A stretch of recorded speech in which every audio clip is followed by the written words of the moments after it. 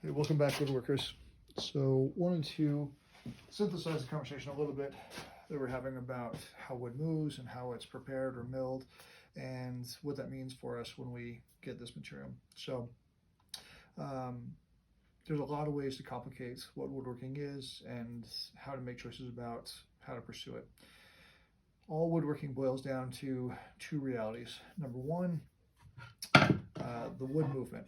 So wood is always going to expand and contract in its width, very nominally in the length, almost none at all, and then virtually nothing here in the thickness. The majority of the movement happens in these areas as we talked about with the width.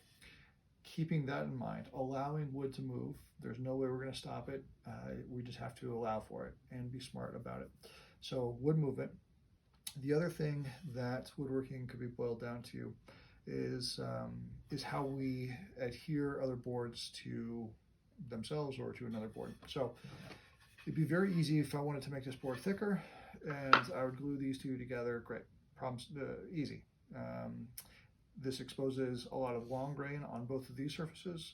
Long grain to long grain connects, and this thing is great. It can go so one face to one edge, something like this. Long grain to long grain connection, we're going to be great.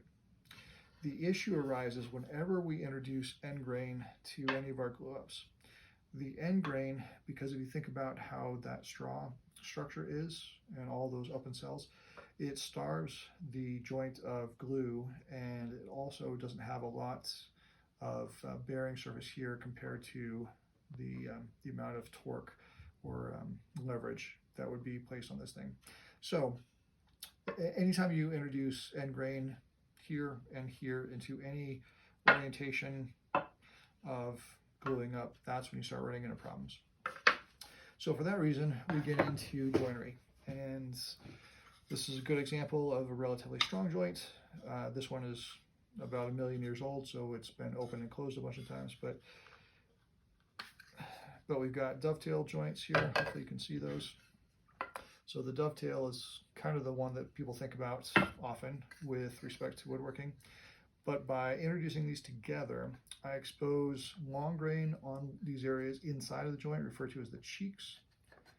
So connecting these together, long grain to long grain in each one of these things, it still allows this wood to move. There's going to be no problems with this. Another option here is a miter joint. So a miter joint is just bisecting the angle 90 degrees here, 45 degrees. So